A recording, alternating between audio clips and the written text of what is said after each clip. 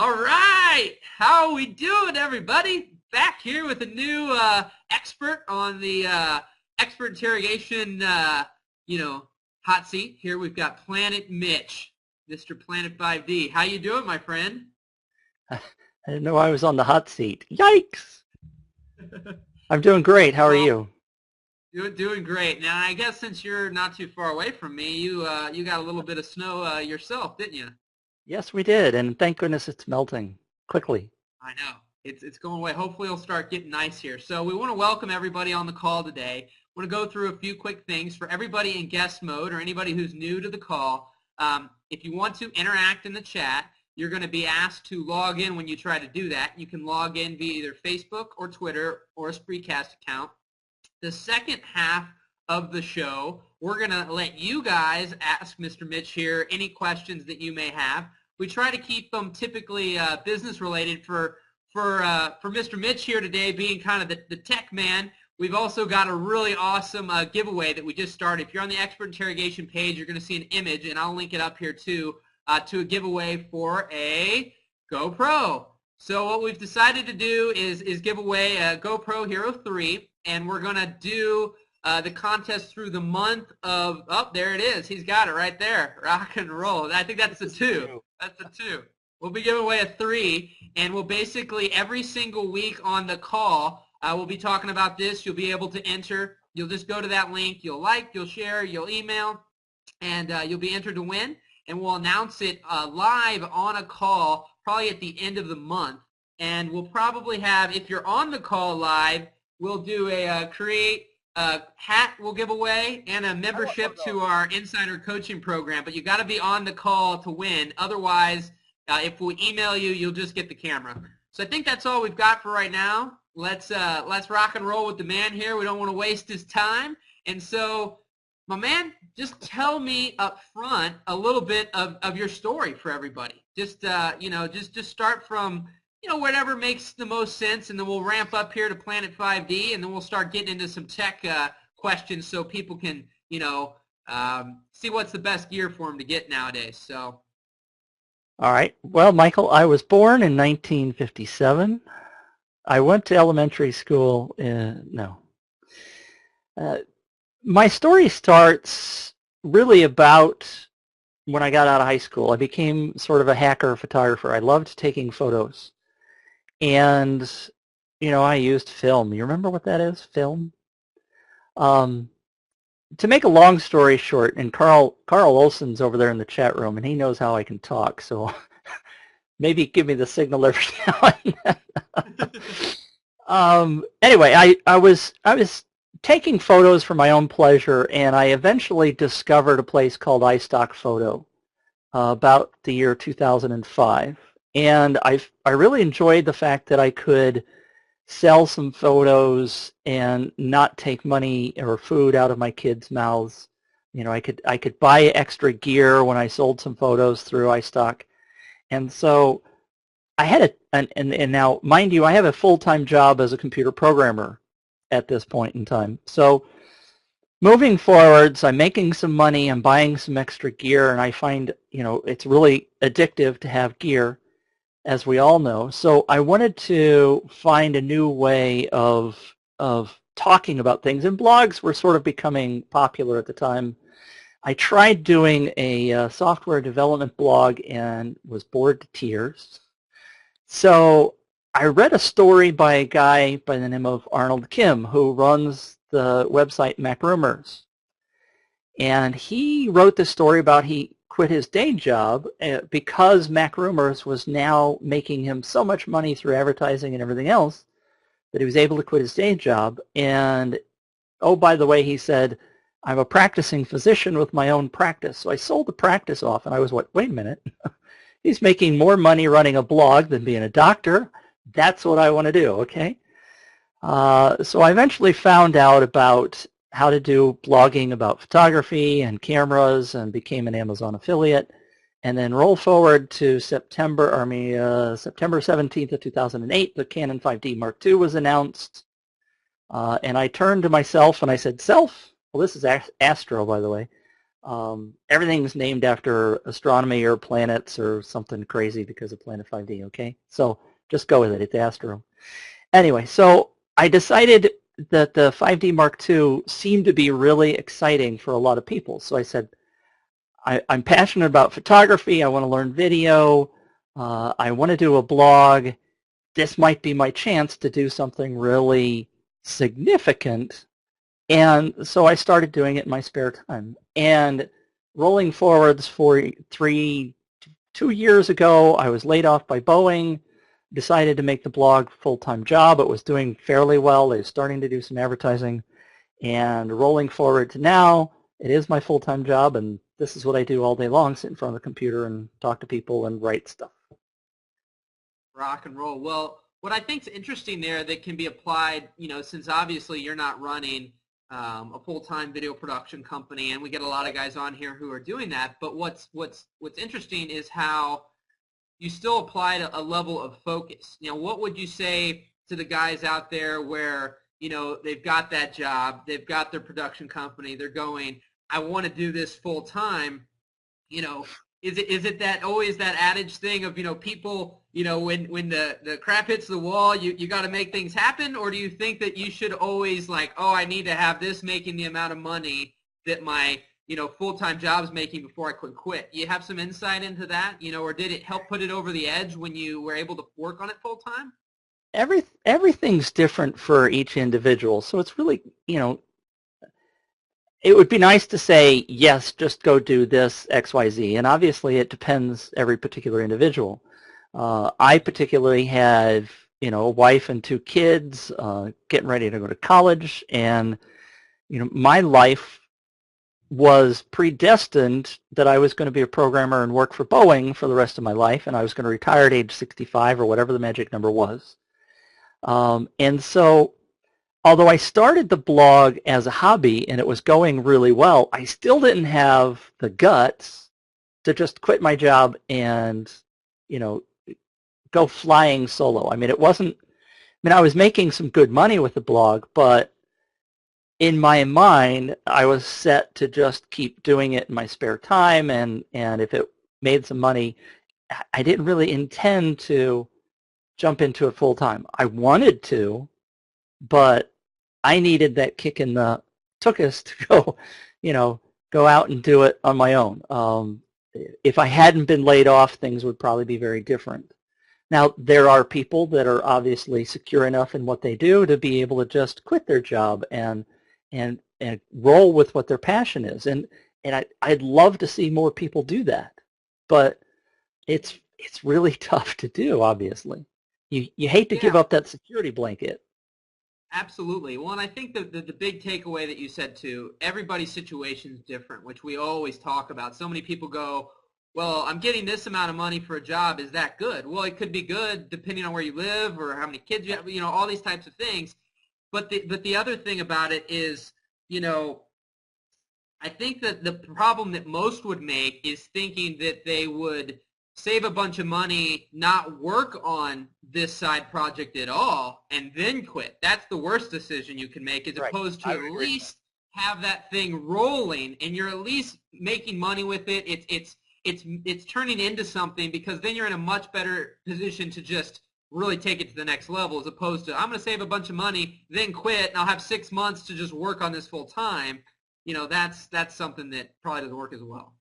Yeah, especially, you may think you have a passion for writing music and your day job is a software developer. Until you physically go do that and do it for quite a while, you may not know. I mean, I had done the blog for almost 2 years before I was laid off, and I felt comfortable doing what I was doing. I felt the people were reading. I got emails from people saying that they really enjoyed what I was doing. And so you have to have enough of a comfort level to be able to make that leap. And I don't think just thinking it in your head that it's going to happen is the right way to go. Right. Well, let's talk a little bit here. And guys, again, anybody who's in guest mode, if you want to interact in the chat, or you want to submit a question, if you want to get your questions in the second half of the show, we'll let you guys answer, ask Mitch questions. So you do that right below Mitch. You'll have to log in via Facebook or Twitter. So we'll keep this rolling here. In this day and age now, with all the cameras, all the technology, and obviously on a daily basis, it's your job now to kind of stay up with all that. And we always talk all the time with Create about how important it is to really, not just go out and buy that C300 when you're just starting out, maybe shooting weddings or shooting some commercials, So can you talk a little bit, give some advice to the guys out there who are thinking about, buying gear, of maybe what's some good options for them so that they don't just go out and spend $20,000 before they really even got anything rolling, because some of the cameras at 500 can be just as good. But why don't you dive a little deeper into that? Well, one of the very first things that I learned from Vincent Laforet, and if you people don't know who he is, he's the guy that did the movie Reverie, which sort of kicked off the DSLR video craze when the 5D Mark II was announced. I was a photographer, and I still really am more of a photographer than I am a video, although I can write about it and I can talk about it and I can answer questions. I'm not shooting video every day like people like Carl and some of the other people in your audience shoot every day, and that's very important. But right. One of the things that Vincent taught me is that photographers buy gear, and real let me back up and not say that word. I was going to say real filmmakers, but the majority of filmmakers, especially in places like Hollywood, tend to rent their gear as opposed to buying it. Especially, that comes from days when a camera to make a movie was $80,000. There was no way you or I could buy that kind of camera, so they would go out and they would rent it. But realistically, that's still very true. There are places like Lens Pro to Go, who's a good friend of mine, where you can rent gear. So say you really need a fisheye lens for a project, but you don't own one, and you know that the one that you really want is $3,000. Well, you can go rent it for a week from Lens Pro to Go for $50 to $100, ship it, have it shipped to your house, you put it in a box and ship it back when you're done. You get the experience of using that gear. You've shot with it. Now you may decide you don't like it. I think renting is a really good way to go for people that start out from scratch. Of course, you can buy used gear and low price stuff. I mean, heck, the T4i, which I have sitting around behind me, is $700-800. It shoots great video. If you're going to do filmmaking, I know quite a few people are shooting with that to make their movies. There's all sorts of really inexpensive lenses you can get. So start cheap, start working. The key there is, as everybody will tell you, is to actually do something, get the experience, and then as you start making money, then you start investing in the gear. Right, absolutely. Well, in all the videos and all the things that you've seen, I'm sure you've seen films created that were shot on the more inexpensive equipment. Yeah. That because the person wielding that camera, they were able to produce something that looked as good as somebody less talented did with something much more expensive. Do you have anything you talk about that? And it's really surprising. I have a couple of kids that are in high school that send me stuff all the time that are just doing some amazing stuff. I mean, I'm embarrassed to put up my stuff that I shoot against these 15-year-old, 16-year-old kids. It's just like, okay, they really know what they're doing. And the key to that, to me, is that they're not only doing it, but they're putting themselves out there, which is something I never would have done when I was their age. And of course the internet has a lot to do with that, but they're writing me and saying, hey, would you look at my stuff? I never would have had the guts to send something that I had done to a quote-unquote expert when I was in high school, or even after I got out of school. I was still too shy to do that kind of stuff. So it's amazing what happens when you simply ask. I find that's true for a lot of things. Like I've done live interviews, like what you're doing here. Ask Vincent Laforet, hey, you want to be on our show? And yeah, you get that answer. Whereas before I was, there's no way I'm going to talk to that guy. Well, one of my favorite things is to say the worst thing that's going to happen is you get a no, and you get a no when you don't ask. You know, so Right. many people take that for granted and are like, oh, I fear that it won't happen. I fear this. It's like your worst nightmare already happens by just not even trying. At least you have opportunity, you know, for good things to happen. That's exactly what my dad used to say. So you must be my father. Well, and another great thing that you said was the aspect, which I think that's so true, is these younger generations, they're so fearless. Like they just put their stuff on YouTube, whether it's good, whether it's bad, and so many artists and people that you probably deal with and that we deal with, they're so afraid about everything being so perfect all the time that they'll have 7 great things they've done of which they don't put any online, or maybe they only Right. put one of them online. You know, talk about that for a minute. It's quite frankly very scary to put yourself out there. And I know for a fact how difficult that is. I'm looking for my screensaver because it keeps kicking in and it's driving me crazy. Um, and I just noticed that my light goes out too. You just don't see my face when that kicks in. It's really tough to put yourself out there, frankly. I put out a video about a month ago that I've just been absolutely beaten about the face and head. And people say, "Ugh, Mitch, you're not acting professionally. You're not presenting yourself well. You should really do it like this." And I tell them that's not my personality. You go ask my kids, and they will tell you that what you see on screen is pretty much how crazy and embarrassing I am. They'll tell you I'm the most embarrassing guy that you ever saw. But it's really hard to have the nerve to put yourself out there. But the more you do it, the easier it becomes. And especially, you get 1 or 2 people that say they enjoy what you're doing, and then you get 5 people, especially if you're on YouTube, and you know how YouTube commenters are, that say, Mitch, go crawl in a hole. Well, I can shuffle that off my shoulders fairly easily now. Doesn't always work, but when you get some people that just have the guts to say, Michael, you're doing a good job, that makes up for quite a bit. And those people are out there. And that's the other thing that most people don't really think about, is that it's so easy for people to be negative on the internet because they're anonymous, and especially on YouTube. You put something on YouTube, I can guarantee you're going to get somebody that says, go kill yourself, or something really horrible. And you have to say to yourself, okay, that one doesn't matter. That person's obviously a little off. They just want to be negative. It's the people that are positive, that take the time, that say, gosh, you're doing a good job. I appreciated what you did. Don't listen to those other people. Those are the ones you need to really grab onto and take to heart, because it is so hard to put yourself out there. And I'm 55, okay? It took me 40 something years before I started putting myself out there. So, but once you start doing it, it becomes easier, and you learn to shuffle off all those negative people, and you just keep going. I mean, if you don't keep going, then those people win, and that's what you don't want to happen. You want the good people to win.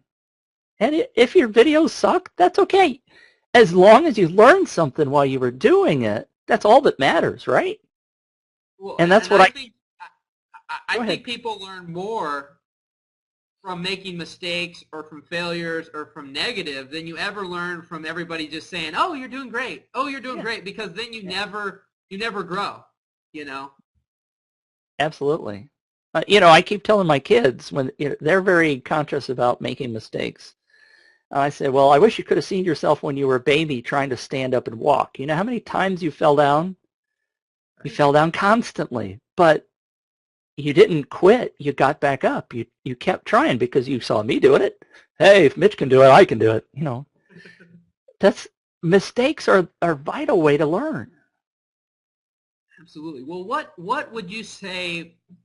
What were some of? I guess a couple questions here. One is, what were some of your struggles, what your biggest struggles in growing the blog, and then what was a tipping point for you? Was there a point where all of a sudden floods of people just started coming? You know, sometimes we work on things here. There's a lot of people out there where they work on things, and it just seems like you keep working, but you're not really seeing the results. You know, you're watering the plants, but they're not growing. And so talk about that for a second.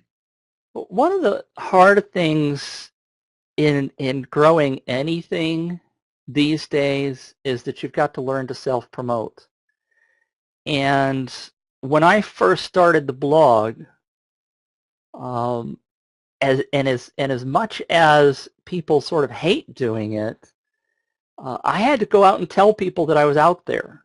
And what I didn't just, you know, like one of the tricks is to go to forum, you know, photography on the net, okay, and post, hey, come read my blog. Well, you'll quickly find out that you're going to get your throat cut off if you do that. But if you go out and answer somebody's question, you know, somebody says, well, I need to know how to shoot a 5D Mark II, and this is the problem I'm having, and you answer that, and you put down in your signature, you know, here's my blog, and you start building up a reputation. So what you have to do is you have to go out and spread yourself around.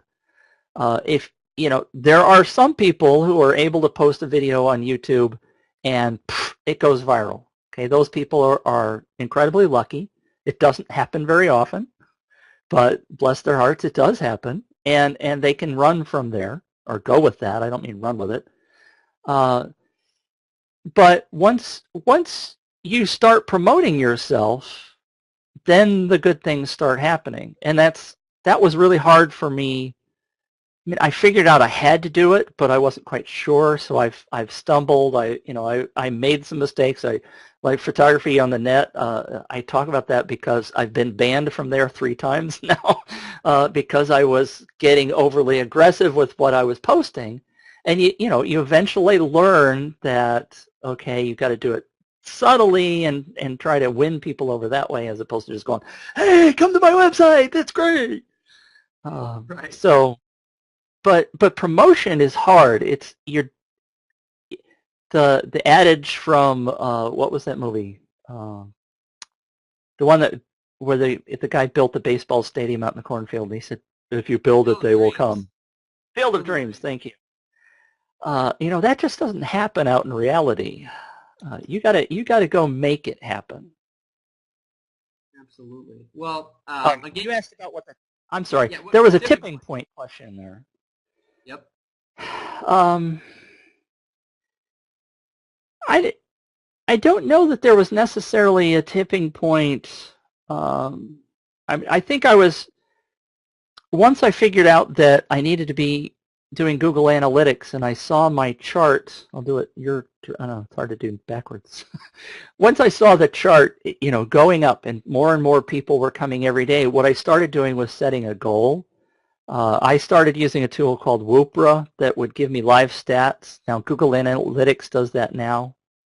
So you can get that for free with Google now. So I started setting a goal, like I wanted to have 500 page views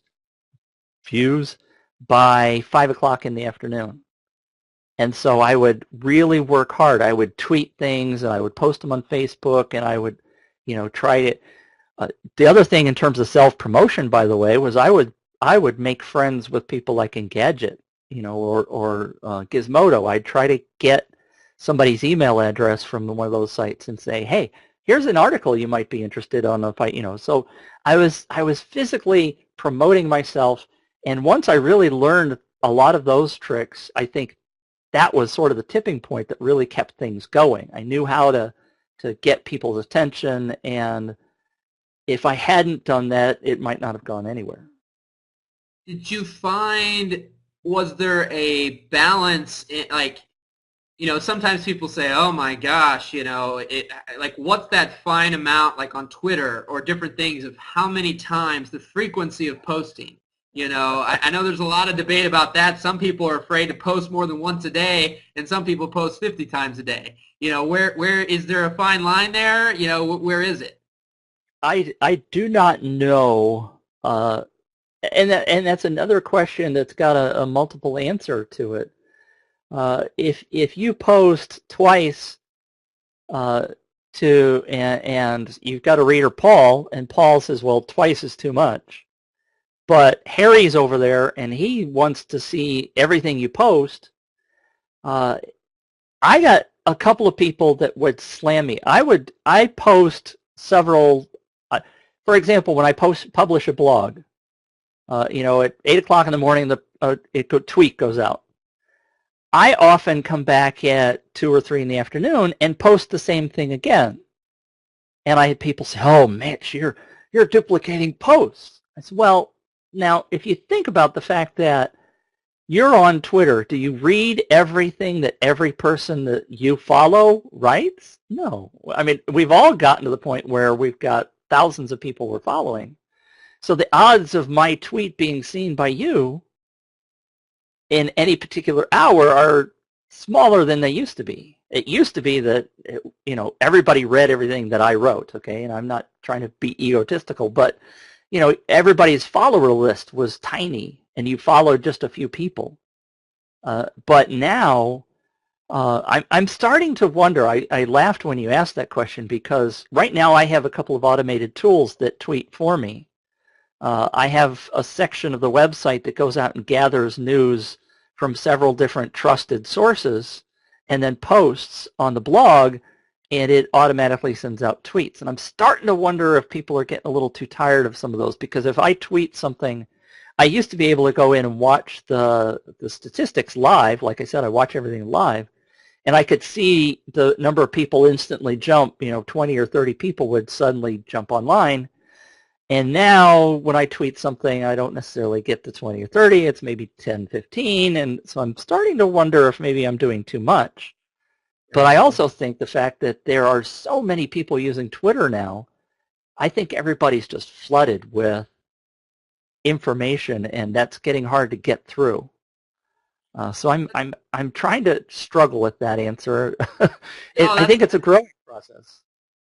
Yeah, no, that's good. Do you find that for you it's been more valuable? I noticed that your followers, and you see this a lot, like people's either followers are larger on Facebook or they're larger on Twitter. They're never usually in conjunction with each other. Have you found that you like Twitter better over Facebook? I liked Twitter a lot better at the beginning. I shouldn't say I've always hated Facebook. Okay, yes, I have. I'm not a huge fan of Facebook, and the problem with that as a learning lesson was that I should have jumped on Facebook before I jumped on Twitter, because the audience on Facebook is much bigger than Twitter was, especially at the beginning. My follower count on Facebook is like 5,000 maybe. I don't even look at it anymore because it's too depressing. Whereas on Twitter I'm at 36,000, something like that.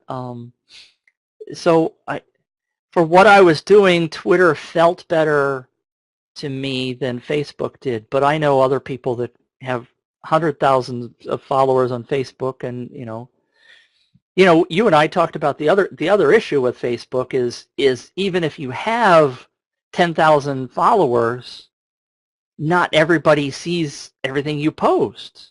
They've got that tweaky thing in there where you have to buy additional views, which I think is really horrific.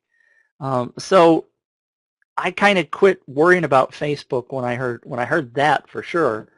I just sort of decided that I wasn't going to invest in spending a lot of time on Facebook. Absolutely. Twitter works pretty well for me. Perfect. We're going to take one little break here for just a second, guys. We're getting ready to take your questions. So everybody who's in the chat, if you're in guest mode, you're going to need to log in to be able to ask questions or to chat again. You'll submit a question right below Mitch. When you do that and you're not logged in, you'll log in via Facebook or Twitter, and you'll be able to ask those questions. You guys want to start queuing those up so you make sure you get yours answered. We'll be taking those in just a second.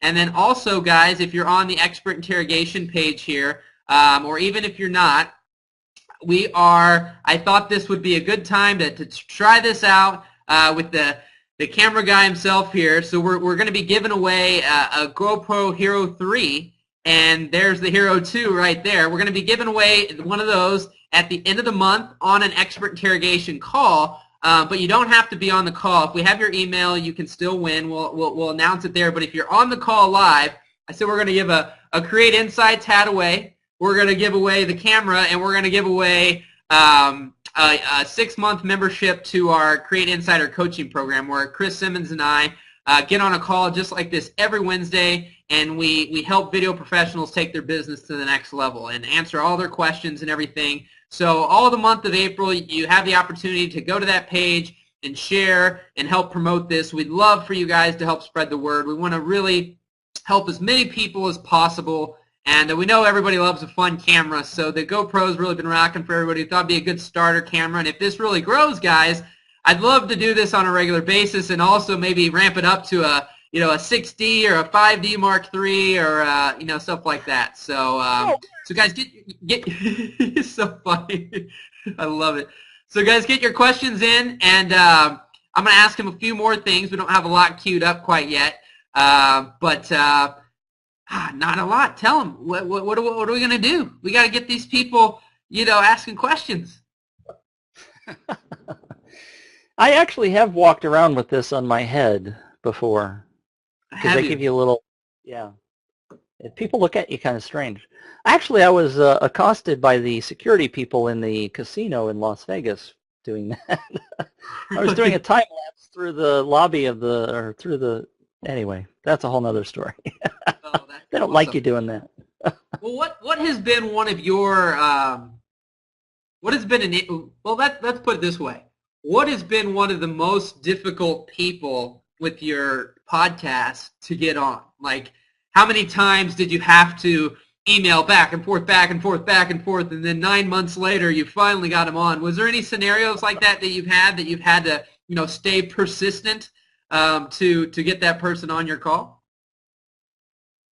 There are several of those people. They're often so busy that they're.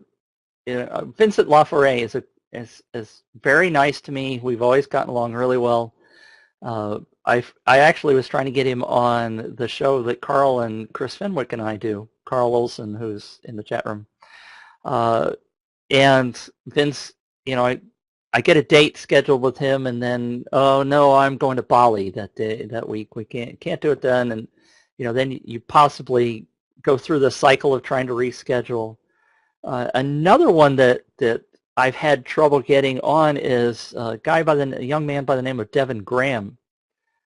Has an amazing YouTube channel where he's posting these really crazy videos where people are jumping off cliffs. Oh, if you saw the guy that pushed his girlfriend off the cliff, I don't know if you saw that particular video, but yes, she didn't want to go. Finally, he pushed her off. Well, Devin Graham has agreed to be on our show a couple of times, and we just haven't worked out that whole schedule yet. It's not so much an issue of not wanting to participate as they're just so dadgum busy and traveling and doing all those kind of things that they end up having more important things to do than chat on this kind of show. All right, some questions are coming in. I'll ask you another thing. Have you found, I know something when people are growing, whether it's a production company or growing a blog like you're doing or what we're doing with Create, is what a lot of people take for granted, especially if they have a full-time job or they have something else, is being able to keep up with the consistency. Have you found that from the beginning you've always been consistent, or have there been times where you dropped off the face of the earth for 3 or 4 months and then you had to rebuild it back up? Talk about that, and if you've done that, or how that's affected you. So I have not gone through any kind of phase where I've fallen off the face of the earth. Thank goodness for me, because that would be disaster in terms of I think my website there. And it's I think there are so many people that, okay, pause. When I started the blog, everybody wanted to blog about the 5D Mark II. Okay, it was the hot topic in camera gear. There were blogs popping up all over the place. There was a planet 7D that popped up when you know, the 7D came out, and they're like, oh, well, Mitch is doing the 5D. I'll just do this. But the reason that there are only 2 or 3 or 4 of us left is consistency. I've made it a point that there are at least 3 blog posts a week, and that was back in the old days. Now I'm trying to do 2 a day as a minimum. It just feels that if I don't do that over a period of, you know, I don't think I've had a week where I've missed a whole week, but I can definitely see the traffic start dropping if I don't do that. So that's always been something that I've tried really hard to make sure that I'm consistent. It's really hard to be consistent. And one of the other tricks, by the way, is there are schedulers with WordPress. And say you write 3 or 4 things, you've got a splurge, and you write the heck out of a couple of things. Well, you don't have to post them all today. You can post one next week and the week after. And so if you schedule things out, then you feel better that you can take a break, like especially if you're going to go on vacation. It's harder beforehand because you have to press a whole bunch of stuff into play. But once you have that, then you go, oh, I can relax for a little bit because I know at least that's taken care of. Where do you find that most people, you know, you have an email list. I believe you have maybe an RSS feed. You've got your Facebook. You've got your Twitter. Where do you find that your average user is coming to you? Do you send an update regularly via email that there's a new post, or you only send emails on once in a blue moon? You know, what is your strategy for getting that new, you know, 2 posts a day in front of people? I use FeedBurner. There are a variety of different email services out there. I chose FeedBurner at the beginning because I knew it was free. Free spoke well to me. Ding, ding, ding. And FeedBurner, the way it works is it sends out 1 email a day with all of the posts, and you can sort of pick which 2-hour time frame that you want it to go out.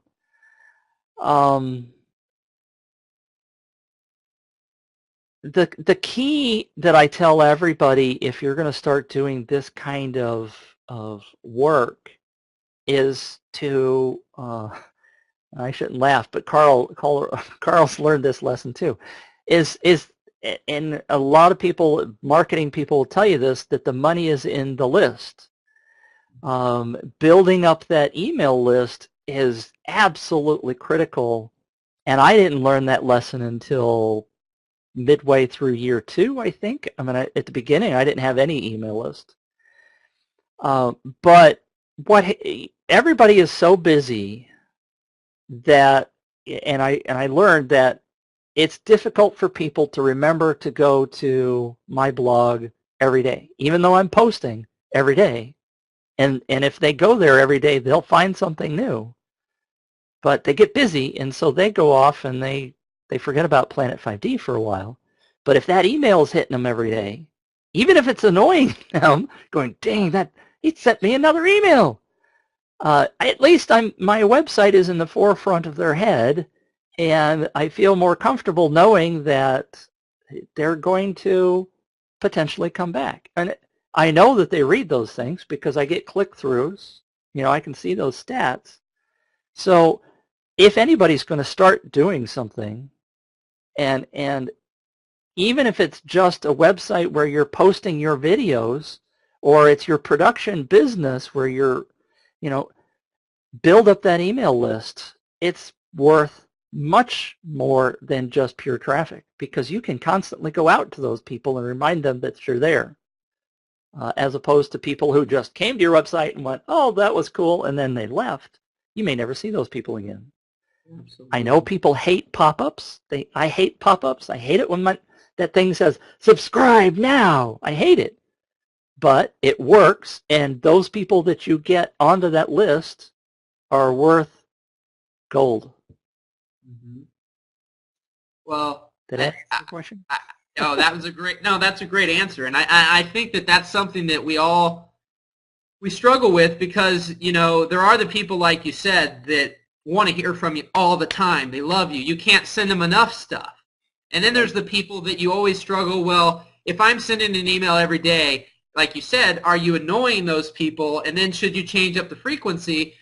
But I think the reality is, like you said, it's that, I mean, somebody taught me a long time ago when I started my production company, TOMA, top of mind awareness.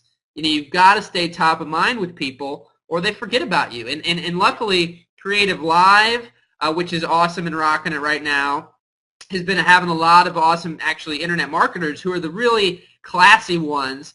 And they all are telling you, build the list, because if you get 1,000 visitors and no one gives you their email, no one gives you anything, you probably lost 900 of those visitors and they may never see you again. Or like the one guy said, he's like, what do? I add a bookmark. Then I add another bookmark, another one. By the time I get done with one day, I have 100. I have 500 of the week. I never go back and look at them. So the email is still one of those things to get through. Well, the other way I look at that, Michael, is that if that one visitor comes in and subscribes, then I virtually have them for 365 visits, you know, assuming I send out one a day, excluding weekends, and let's get into the numbers. But if 100 people show up and none of them subscribe, then they're gone. You know, so that one person who subscribes is worth 300 other people, you know. Mm-hmm. And so you really have to stay on those people and love them to death and pester them. And everybody hates that pop-up and they hate subscribing to those things. But like you said, top of mind awareness, it really is critically important. All right, Mitch, here we go. We're going to rapid fire this. We got about 20-ish minutes left, and we've got a bunch of questions popping in. Sometimes people are just a little shy, and they start hearing certain things, and they want to get going. So, guys, if you want to get your questions in, get them in now. We're going to start asking him your questions. So, again, if you haven't logged in and you're in guest mode, do that by clicking Submit a Question below Mitch, and basically you'll be asked to log in via Facebook or Twitter. Also, if you're on the page here, be sure to get your entry into our GoPro Hero 3 camera giveaway. We'll be doing through the month of April, and we'll give it away on a call here at the end of the month, and we'll also notify you, what? Via email. So here we go, Mitch. All right, our rock and roll rock stars here. Aaron Thomas, he says, thanks for joining us, Planet Mitch. Not asking for numbers, but have your Planet Mitch Enterprises income equated or exceeded or former income? That's a very interesting question, Aaron. Actually, last year my income was greater than my salary at my prior job, so I was incredibly pleased with how things are going. Great. Takes a lot of work. I am also working 60 plus hours a week, whereas when I worked at my day job, I could work 40 hours and then go home and not sweat it.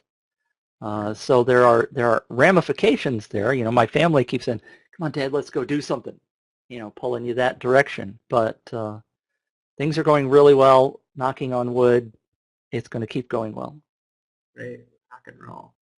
All right, Blaine Corey, he's awesome. Another one of our insiders. So appreciate being on, Blaine. All right, hi Mitch. You mentioned Dr. Arnold Kim as a role model for starting your own blog. Did you have any other mentors that you worked directly with to help garner your following? There was and still are a lot of competing blogs forums out there. What keeps your blog on the top of that list that is different from what the competition is doing? Boy, that's a several-fold question, and it's a toughie.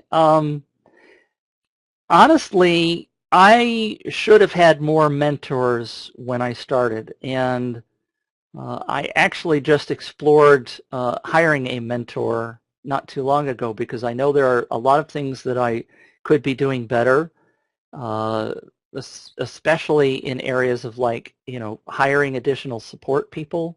I'm at the point now where I can't do everything that I want to do, and it's just gotten too crazy. And so I need to go start learning from what other people are doing, like hiring virtual assistants or people to write on the blog so that I can do other things.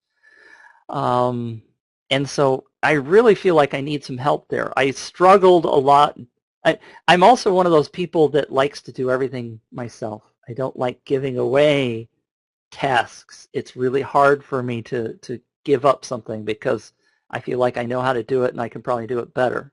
But I'm really having to get to the point where I need to do that.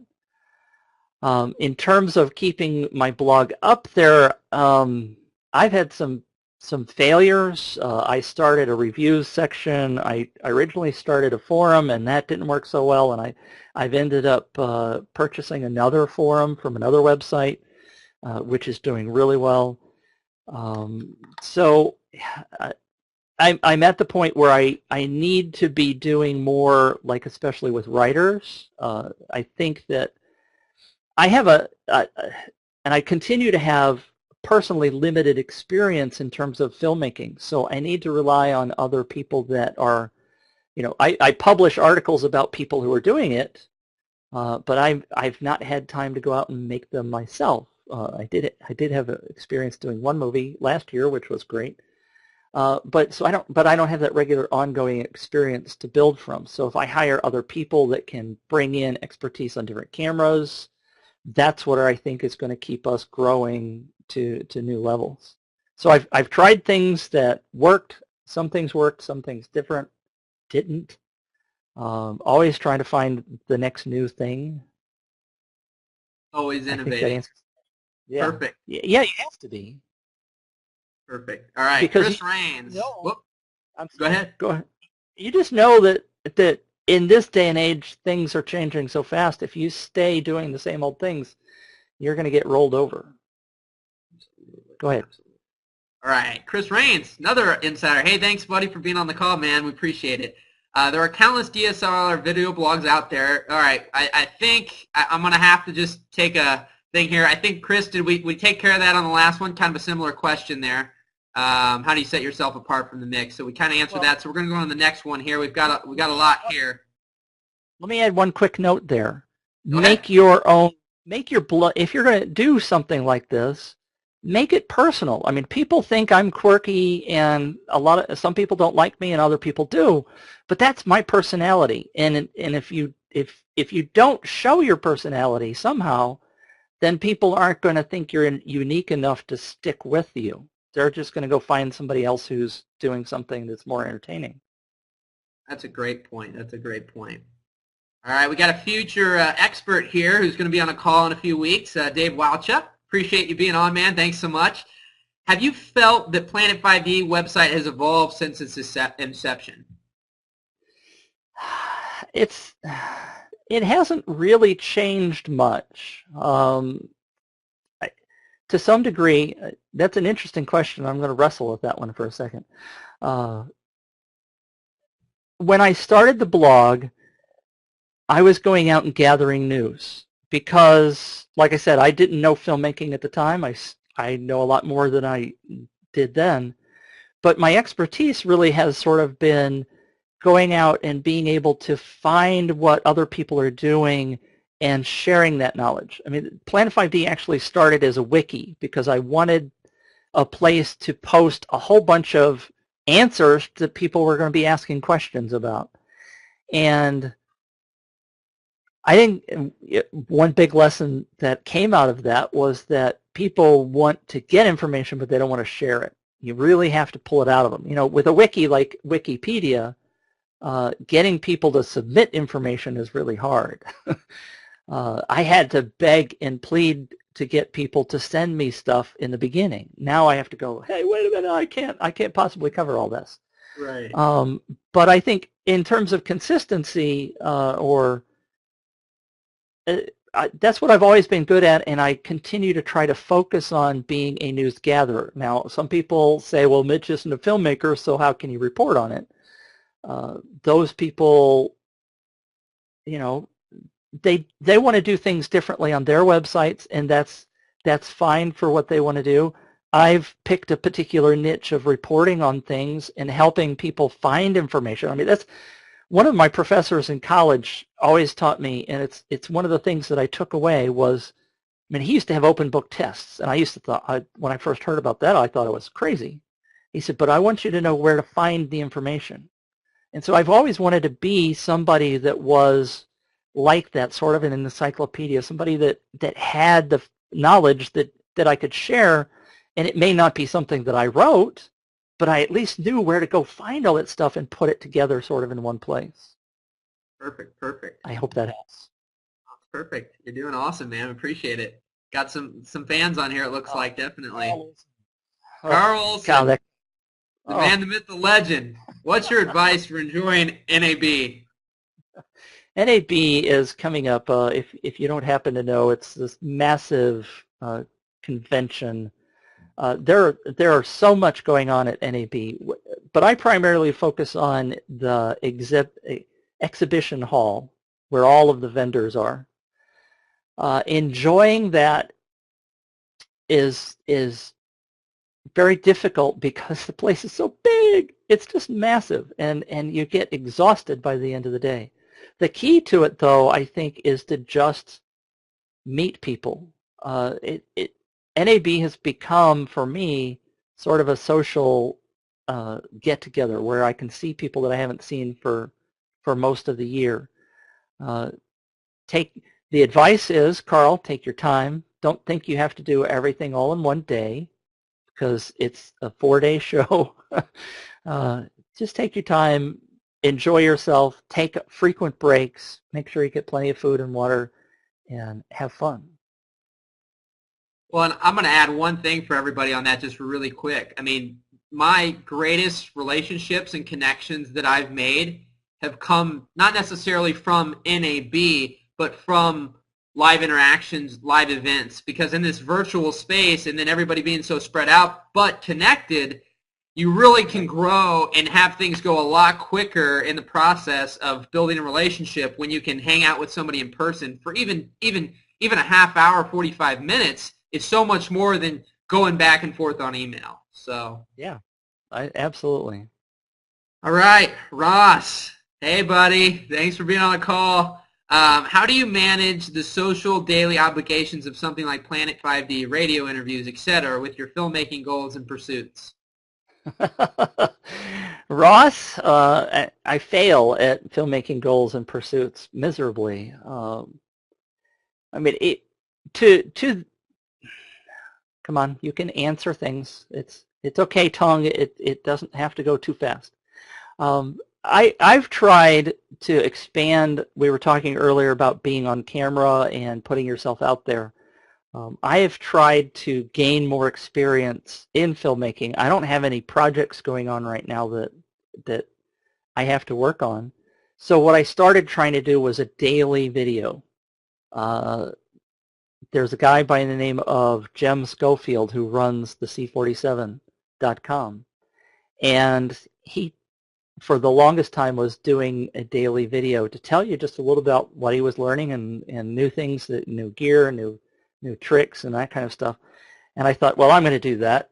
I can do that. I can learn to do filmmaking, and I can make that happen. And good golly, there is so much other stuff going on with the blog and the social media and writing and the hundreds of emails that come in and say, hey, look at my blog, look at my film, that it becomes very difficult. And so sort of to answer that question, one of the things that I'm really trying to do is to farm out some of my work because it's so difficult, especially now that I have the forum as well.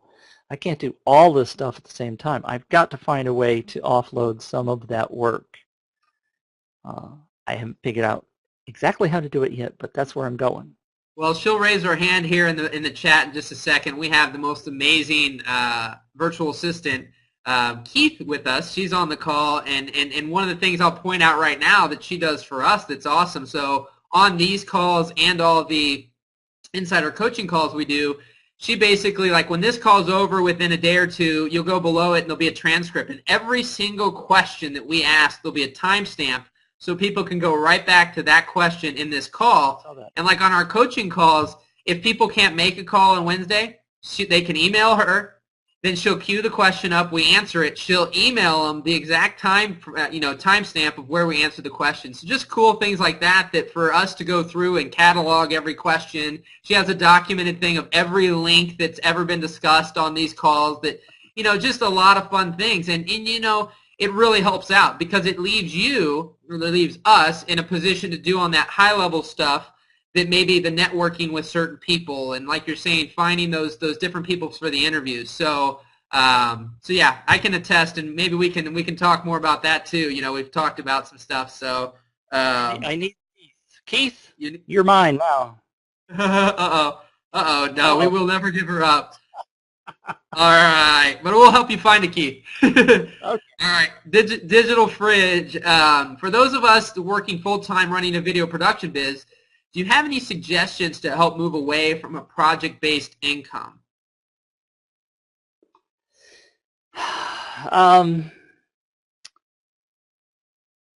Let's see. That's sort of a difficult question to answer because I'm not doing video production. And I may have to just decline that one. I mean, in my situation, all of my income is coming from advertising, and it's a consistent kind of thing, although it fluctuates from month to month. I'm not sure that I really know how to answer that well. I think you need Well, to ask that of somebody who's... I think Carl Olson will be somebody you should get maybe in touch with. I think he's going to have an info product coming out, an educational course on kind of being able to take production work and get away from the day-to-day grind of client work. So Digital Fridge, I think Carl's still in the chat. You might connect with him, follow him on Twitter or whatnot when he releases that. And then also if you follow us, we'll definitely have some input on that too. Let's keep rocking through here. We got a bunch here. Let's keep moving along.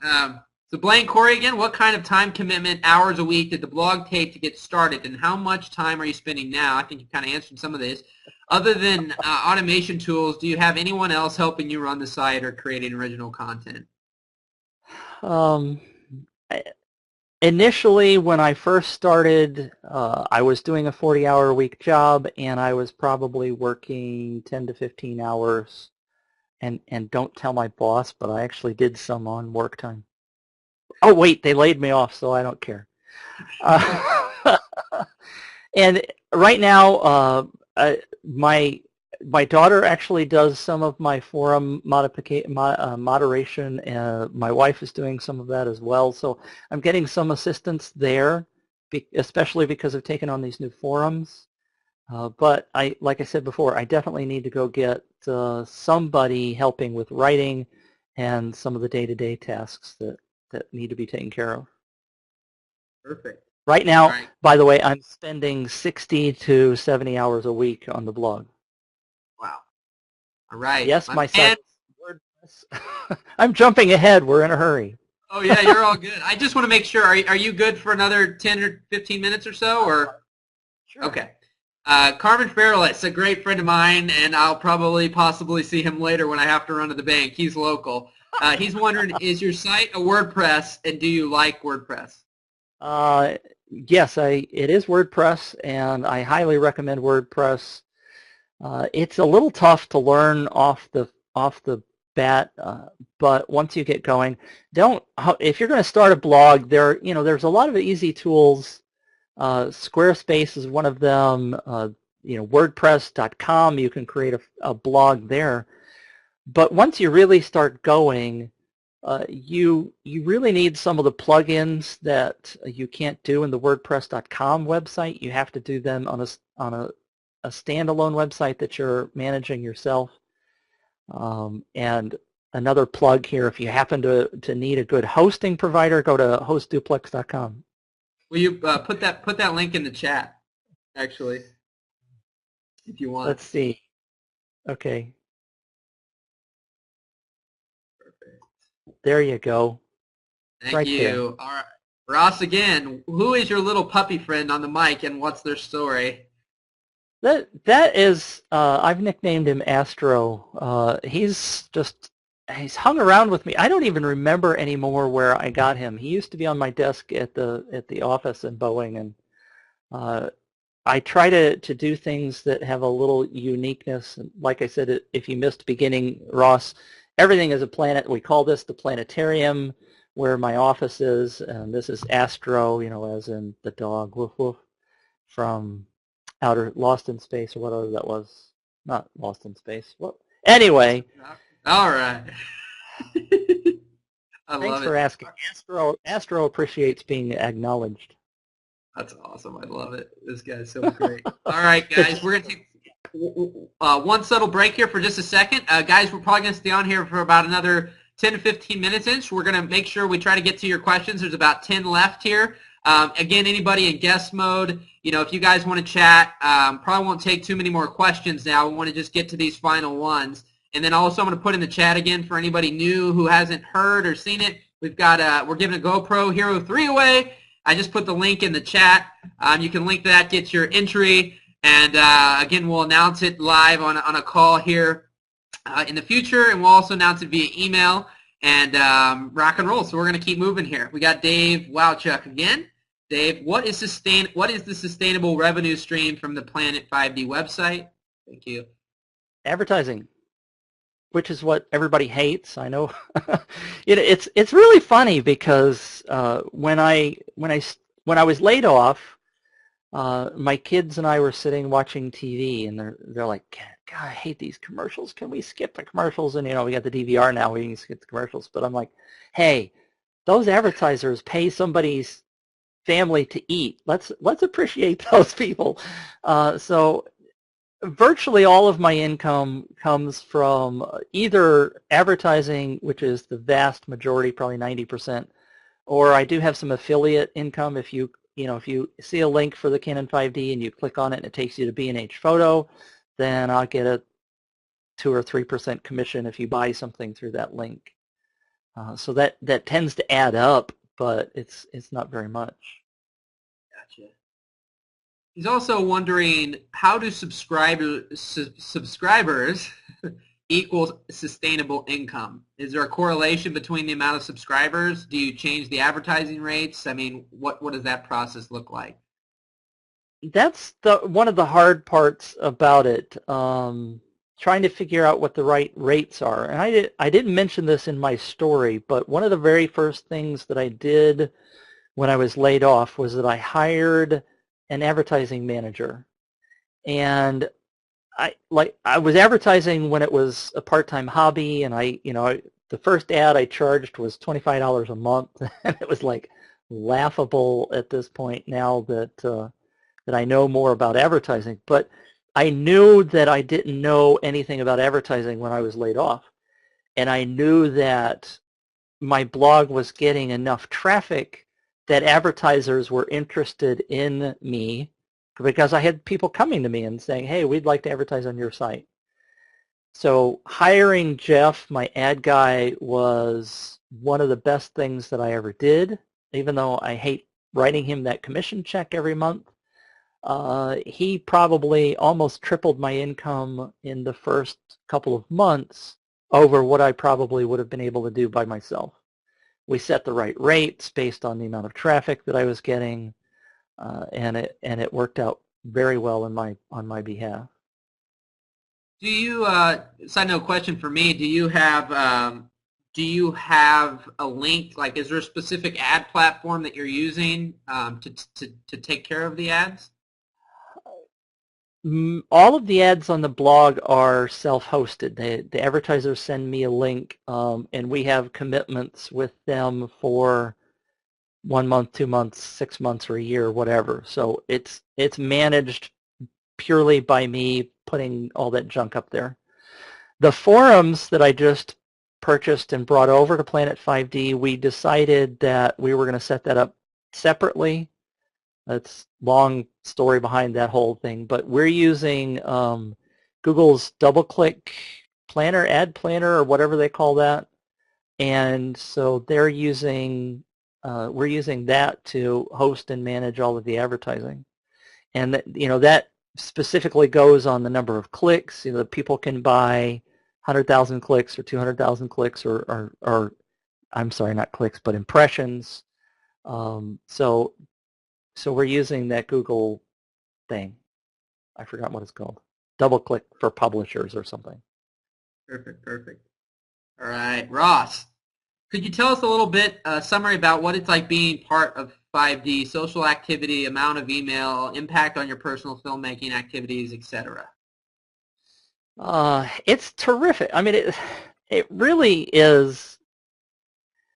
It has been such a change to my life. If you go back to where I was 5 years ago, I was sitting behind a desk at Boeing doing computer programming, and now I'm periodically going out to LA and meeting with people, going on sets for Hollywood movies, meeting actors and people that I never would have thought I would have ever had the chance to meet before. Totally different lifestyle. Like I said, I'm working my tail off. The amount of email that comes in, I probably get, I don't know, close to 100 emails a day. I've gotten my kids involved in making some of the little side, the videos that I do to report on products that came in.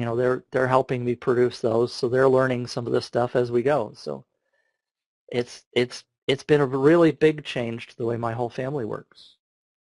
Perfect, perfect. Hey, just out of curiosity, what are the ages of your children?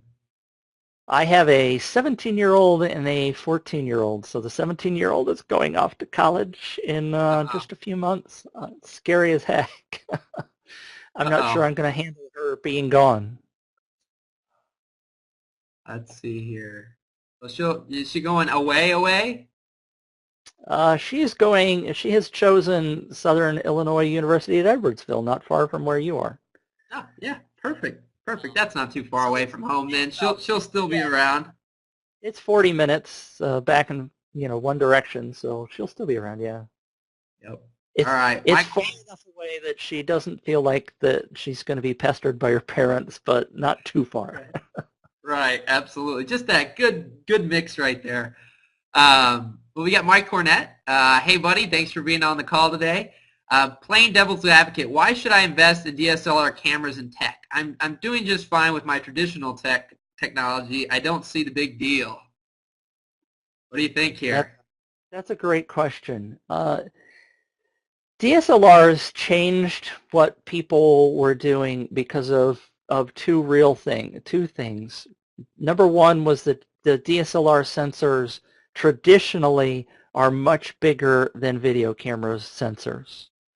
And without going into, all of the real technical details, the bigger your sensor, the shallower your depth of field can be.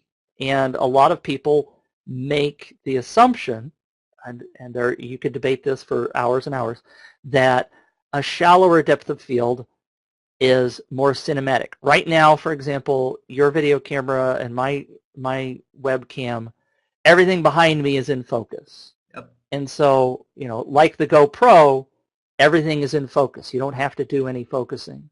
If I were doing this with a DSLR, which I have done quite a few of my own little web shows, by the way, with the DSLR point, right behind my computer, the background was out of focus. Okay, now, is that something that makes a huge difference to the story?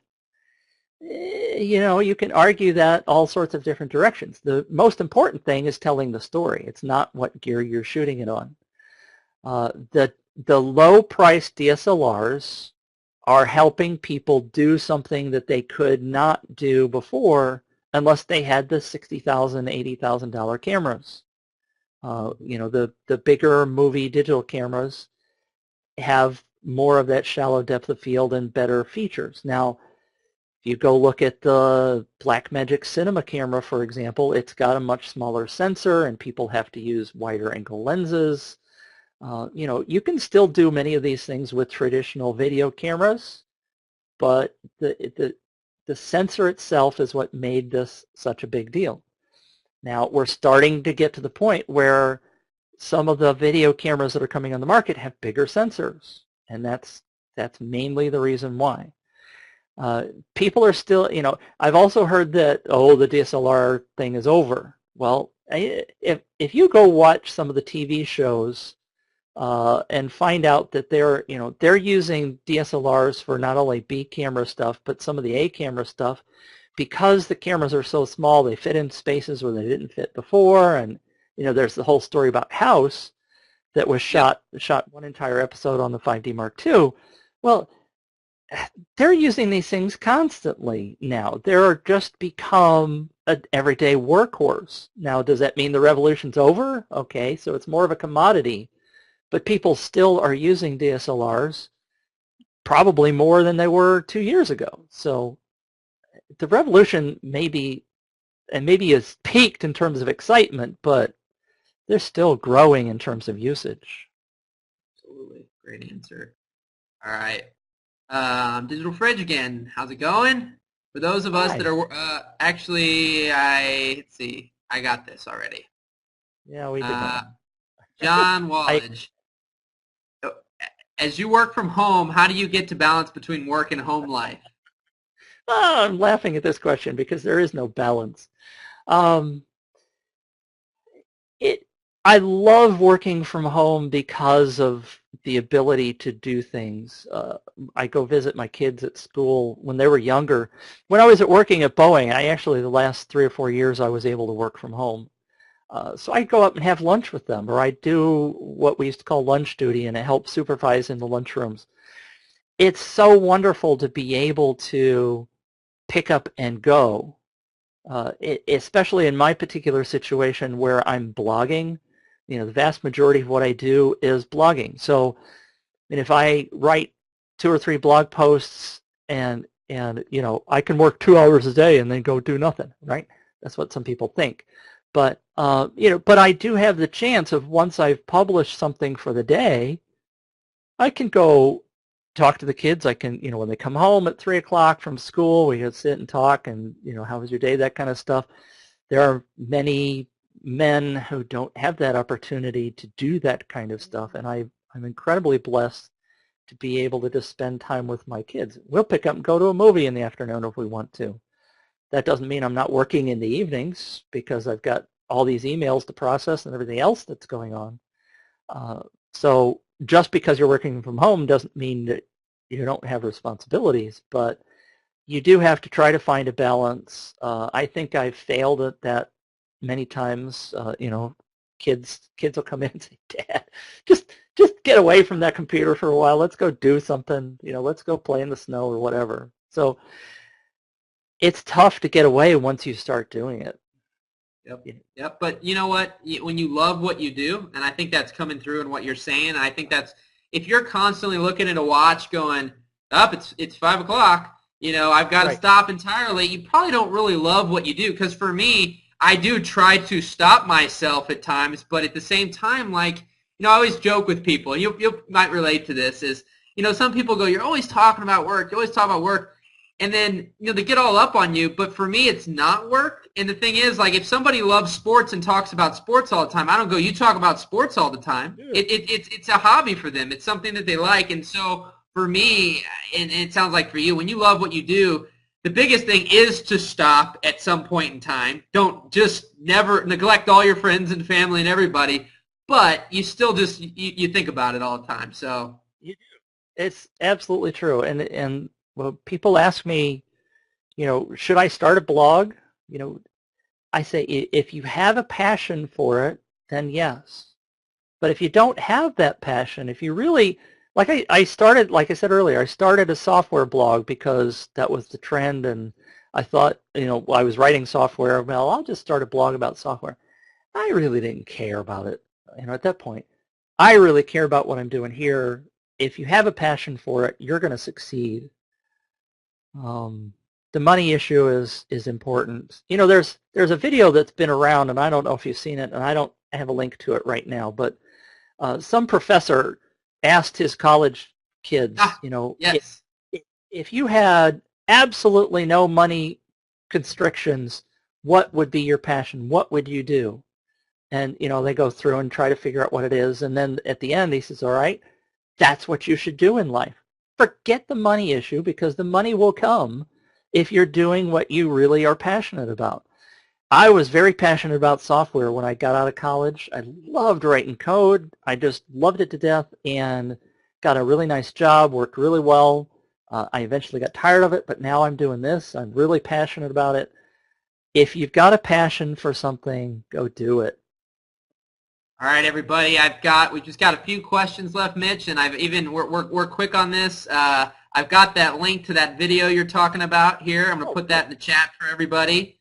You guys can go check that video out. That's a great video. I had an event called the Rockin' Life event locally here in downtown Alton, and I showed that video. I think it's a very powerful video for people to really kind of ponder and think about. Yep, it's excellent. All right. Jason San Augustine. He says, Mitch, are you ever afraid that the 5D will become extinct? That's a dang good question. The 5D itself is not likely to go away. And to some degree, planet5D was the name. And I go back, I'll tell you quickly that I originally thought about calling it planet5D 2 because the 5D Mark II was what we were going to focus on. And I'm thankful that I didn't do that because then they came out with the 3. And then there was the 7D, and then there were all these other cameras.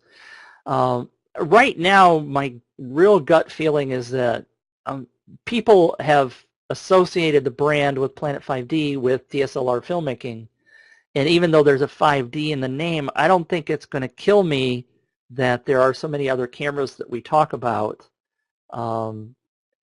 But so right now the brand is planet5D and it's going to stay planet5D, but eventually there's a possibility of it changing, but not for several years at least.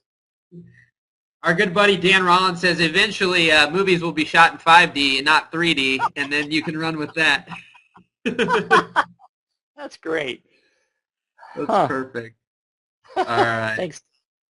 He's awesome. So producer/editor, what to blog and Twitter about to blog about and Twitter about to corporate clients? Is it better for me to create free ebooks for my prospects to download about the power of video marketing?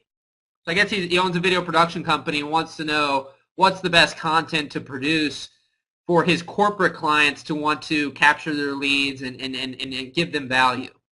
I think the answer there is if you are really wanting to capture any kind of leads, and this is something I have failed at miserably too, even though I have 11,000 people in my email list through my pop-up.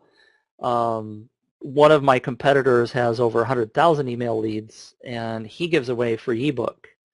I think in your particular situation, producer, editor, giving away something in order to get that subscription, that email, is a much better resource than just doing the pop-up like I've done, or even just tweeting. I've gathered some followers via that, but like I said earlier, I don't think they read everything I write anymore, and so the money is still in that list. And if you can write an ebook and give it away for free to entice them to sign up, some little snippet, maybe you can even just do a video that gives them a little bit of training that applies directly to what they need, and say, well, if you'll give me your email, then I'll show you this video. You've got to do something like that to really get the big numbers in your lists. Yeah, or give away a prize. Yep, give away a prize. Exactly. Speaking of, so if anybody's on there and you guys want to enter to win the GoPro, we really want to, we're trying to grow this, guys. That's the bottom line. I connect with what Mitch is saying so much because I have such a passion to help the video professionals out there, not with the tech side. So you're talking a lot about the filmmaking and tech and cameras and all that. For us, our passion is to help people who want to make a living actually producing the videos and doing that. So many guys make great videos and they can't make a dime. And so that's what I want to provide. And we love this resource with like the expert interrogation calls here and everything, guys. So we really want to provide massive value. I mean, that's bottom line. So, we're trying out different things too to grow our list and to, really help people out. So. Well, you want somebody to be on an expert for exactly that you just talked about. We really need to get you in touch with Devin Graham, because that young man has grown his presence from when I first found him. He was just getting, like 10,000 views on his videos. Every video he puts out now, he gets 600,000 to 1 million views on. And how he's done that is what you guys need to talk about. Well, That's perfect. Well, and it's all about this, guys. You're seeing it live right now, a live connection. So I'd love to. He knows how to do that. Yeah, that'd be perfect. And we've got a lot to talk about anyways, my friend. Well, we've got 4 left, and we're going to finish this off. I appreciate it. I think everybody's having a good time here. We've kept everybody on the call pretty much the entire time. So appreciate y'all being on here. I've got 4 questions left. John Wallage, I use a conventional video camera for my work. My question is, what would you say the benefits of using a 5D? If you want to briefly touch on that, I don't know, some of these have been queued up for a while. I know you've touched on some of these subjects. Well, I think there are the other thing that I didn't mention before. Now, the sensor that we talked about is obviously one big impact, especially, some conventional video cameras that people are still using don't have an exchange. God, what's the word? They can't change lenses. Your camera came with a lens, and therefore you were stuck with it. Interchangeable, thank you, is the word I'm looking for. The other thing about the DSLRs, and I still think that it's very true to this day, is that most people don't know that you can shoot video with a DSLR.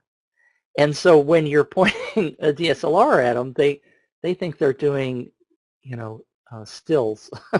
So if you're doing something that you want to be sort of incognito, a DSLR will still let you go out and sort of make some video that people don't know you're shooting video, which can be an asset if you're going to do some sort of a corporate video and you're going out and shooting people in the shop floor, the manufacturing something.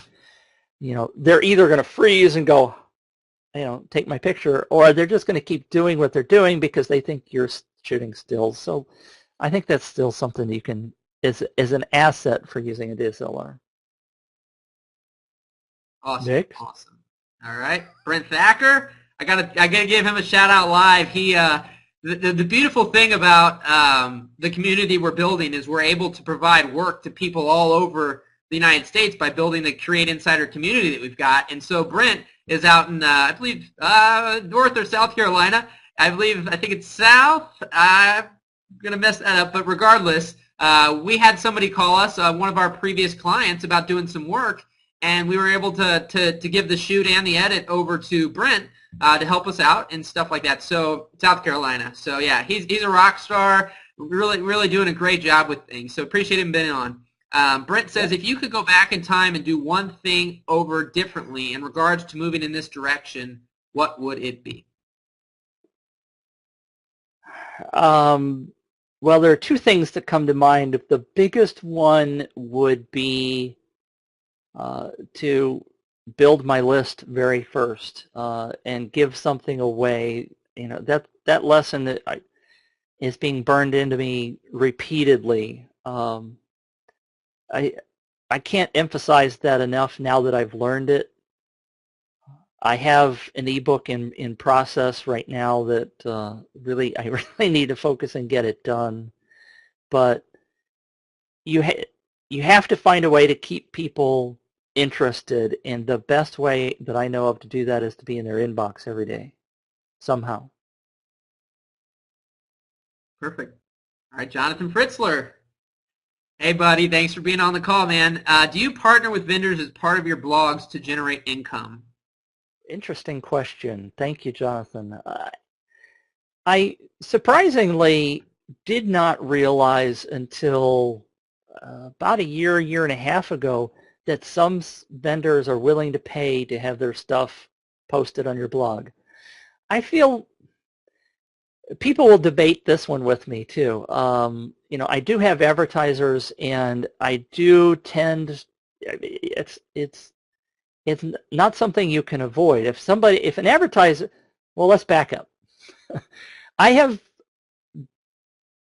decided a long time ago that if a vendor sent me a product announcement and it applied specifically to my readers, I would post it.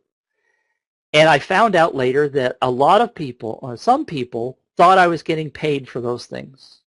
And I never have taken a dime for somebody sending me a product announcement to post. Now, some of those sponsors that pay me do send me product announcements, so maybe I have to qualify that. I mean, I take their advertising money, but I would have posted their product announcement one way or the other.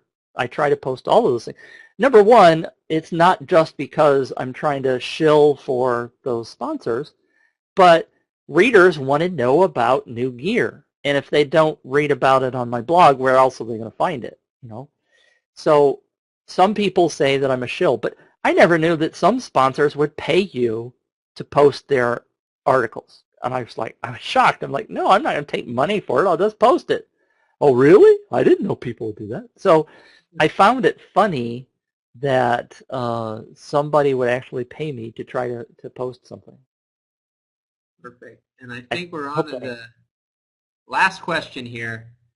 Here's the problem with me using a 5D is if I turn up to a shoot for the BBC with a DSLR instead of a conventional camera, I wouldn't get any more work from them. But the Discovery Channel prefer a DSLR and will supply one for you. Okay. That's not really a question, but obviously there are certain requirements. The BBC, for example, has been incredibly, I don't know what the right word is, anal about their requirements as to what things were shot on. They'll take something that was shot on a sensor that's really, really small and everything's in focus, but they won't take something that was shot on a 5D. They say there's some artifacting or something, or whatever their big objection is. What they forget is that 99.9% of the people that watch their stuff, it's probably even less of a decimal than that, care one iota what the camera was, and they won't even recognize if there are some artifacts. They won't even recognize. I mean, most people that watch TV don't even know what moire is. We get all crazy whacked out about, oh, that camera's got so much moire. And, I talk about that stuff too. But if you talk to the typical TV watcher, they're going to go, there was a little pattern on this guy's shirt. I didn't see it. Yep. So, you have to go with what your customer's after. If you would much rather shoot for the Discovery Channel, then yeah, go shoot DSLR stuff. But obviously the BBC and some other news media people won't take DSLR footage. You just have, as long as you know that going in, then you're one step ahead of the game. Yeah, absolutely. So, well, Mitch, I'm gonna stop it here in a second and say a few extra things, but I truly, truly, truly appreciate you being on the call today, and we're definitely going to connect when you get back from NAB. I think that there's a lot we can help each other out with. So, hope everybody enjoyed that. So, I hope they did. Thank you all for coming and watching. Thanks, my friend. My wife will tell you I love the call. Oh, you love it, dude. I know. We could probably go on here for the next 3 hours and never stop, but I feel the same way. Well, I'll let you go. I'll let you do your thing, and I'll finish up saying a few more things here. And thanks so much again. Thank you very much, Michael. All right, buddy.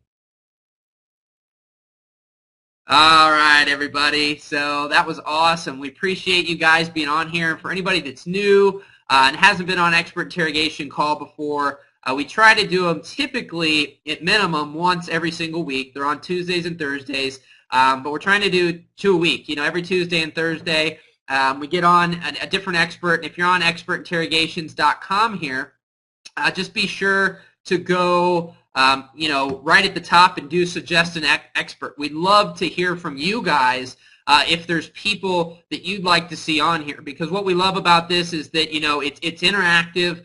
So, typically, people put up an interview and you just listen to it. With this, we get their story, but then you also get to ask them questions, which I think is really awesome. We're here to help you guys. We really want to grow this community to something really large. And so one of the ways we're trying to honestly do that a little bit is we're giving away a GoPro Hero 3. So you can go to this link right here. Also on the Expert Interrogations, you're going to see a link to it. We're going to do this through the month of April, and if it goes really, really well, we might continue this month after month, actually, and maybe ramp up to some other pieces. Maybe we can get some sponsors, maybe we get some things like that. But go there, check that out. We'll announce it on a call. If you're on the call live, we're going to give you a little Create hat here, which is pretty fun. We'll give you a 6-month membership to our Create Insider coaching program, which if you guys want to check that out, I'll link that up here real quick so you can see what it's all about. Myself and Chris Simmons, who couldn't make the call, well, he's on here, but we didn't pull him on today. We do a coaching program where every single Wednesday we get on a call just like this on Spreecast, and you're basically able to ask us any questions. There's a great community there. And like I said earlier, if you can't make calls, you can email our assistant Keith. She'll queue the question up. We'll answer it. She'll email you back, tell you where it's answered. All the replays on our calls have a timestamp so you can go back and see all the questions that were asked, which is great. That also is the same for these expert interrogation calls. You can go to the archives page for the expert interrogations, and you're going to basically see all the old calls we've done. There's a lot of old ones on there that you guys can check out. Again, those have timestamps. There's links that were, mentioned inside the chat. So I encourage you guys to check all that out. Join in on the GoPro giveaway. Share that with all your friends. The more shares, the better. The bigger this audience can grow, the more awesome people that we can get on here. We've got a lot of exciting things in store for you. So, again, we appreciate you all being on here today, and I hope you all have a rocking week. And I believe we've got Wes Moore lined up for Thursday, and then actually Dave Wachuk, while we were on the call, actually just confirmed for next Tuesday. So some great stuff, guys. We truly appreciate it. Keep in touch and have a rocking week, and we'll talk to you later. See ya.